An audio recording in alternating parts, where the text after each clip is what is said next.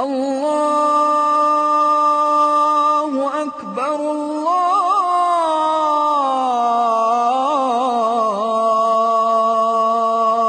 Ekber. La ilahe illallah.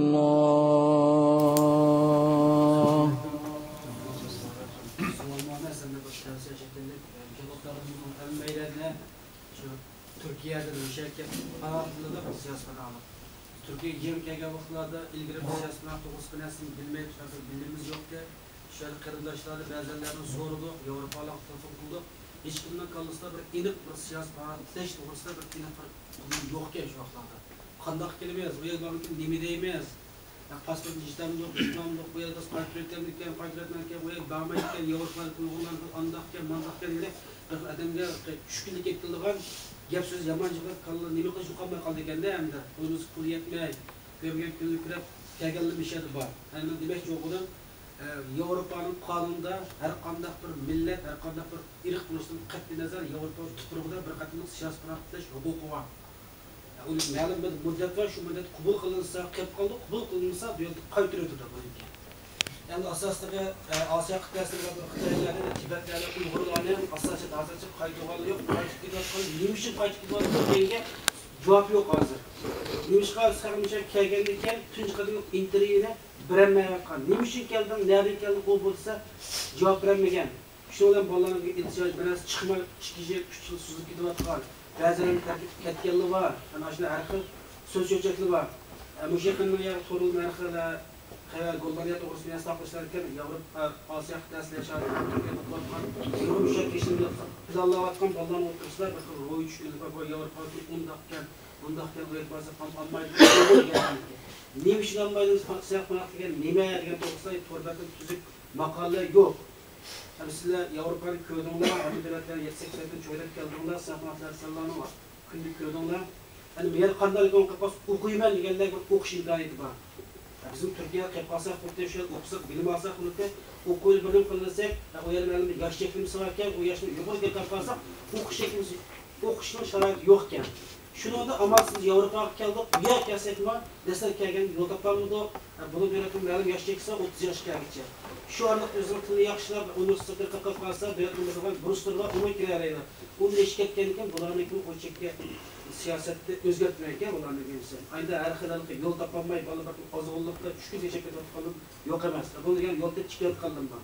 Demak, shu bilan siz shu yerga borgandan shu bir şey kelganda qanaqash diqqat qilgan masala, nima deymiz, nima demaymiz bu masala. Yana birisi hamma inson chuqur mishaga bo'llarga kelgan ismi pasportda familiya bilan Xitoycha tarjimasi bor. Men ma'lum o'zimning ismini o'zgartirdim, hech kim degan bilmayman, hozir shundan qolsam 2000 yevro pulga kelganda o'zim ismini Abdurrahimov deb keyin bir mu'min tushga, shunaqa 2000 yevro pul to'la bunga deb buni parcha qo'yib o'zgartirolmaydi ekan. Her kadar bir ismini Abdurrahimov deb chaqirsa, bir vicdan azab bo'ladi ekan. O xonada ismi Abdullah desam, bular kompyuterga kirib ketgan bo'lganda bo'lmaydi ekan. Shuni o'zgartirishga 2000 yevro betonga pulga amal yo'q ekan. Shunga bu mening 5-ga o'zim memlakatga kelsa, kiyiklar uchun bir qo'yaqlash to'g'ri maslahatdan tashqari shularni ishlab biz tushgan bilimlarga tushib qolmay, zira hayotni bir boshlayishga to'g'ri tushunlarga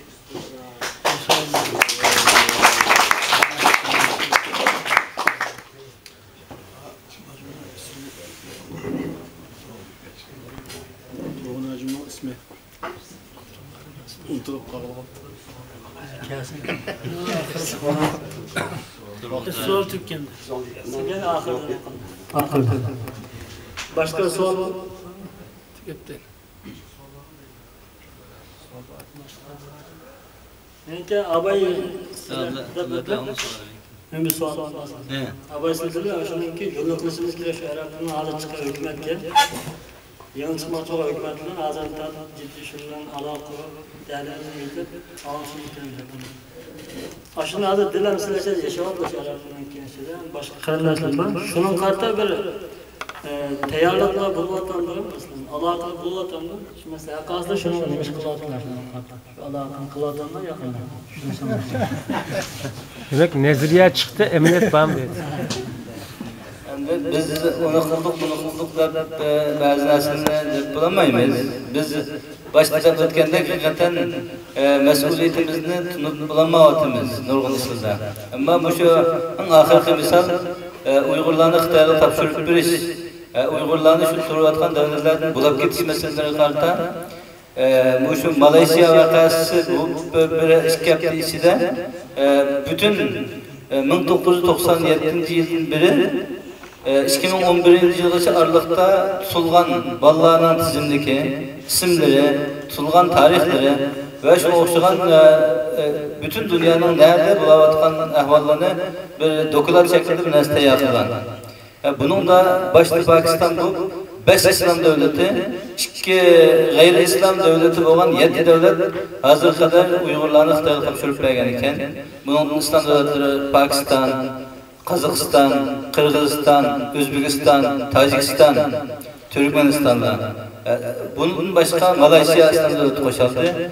Ondan burun Kamboja, Tayland degan devletler topshirib bergan. Mushu masalada shunday bir yaxshiroq mukammal shaklda dokument tayyor qilib, buni sunaylar darhol qilib buni. Yalnız bu nimalarga emas, masalan Xalqaro Islom konferensi, Dünya İslam Alimlar Birligi, İslam bu Rabit İslami degan tashkilot Saudiyadagi va shunga o'xshagan shaxslar bo'lib buni darhol shularga yetkazdik.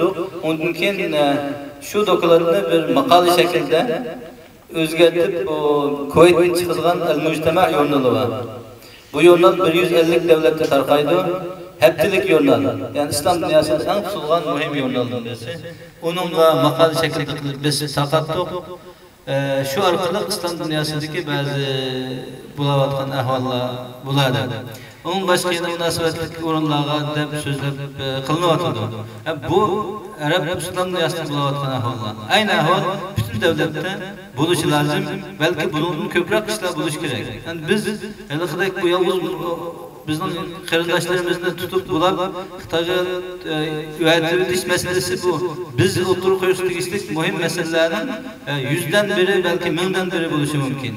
Hozir başta deyilib o'tgandek bizning vatanimizni xitoylashtirish 200 milyon Xitoy kelib yerleştirib davatimiz bizning tilimizni yo'qotib ba'zi yangi yaslidan boshlab xitoychalashtirib o'tadi. Tug'ul cheklash bir tarafdan va shunga o'xshagan nurg'un masalalar bor. Bu ishlarni biz hozir qaysi davlat bilan, qaysi inson bilan so'zlashaylik, shularning aqliyati, tafakkuri, shularningki madaniyat saviyasiga loyiq mos holda ularga xitob qilish lozim.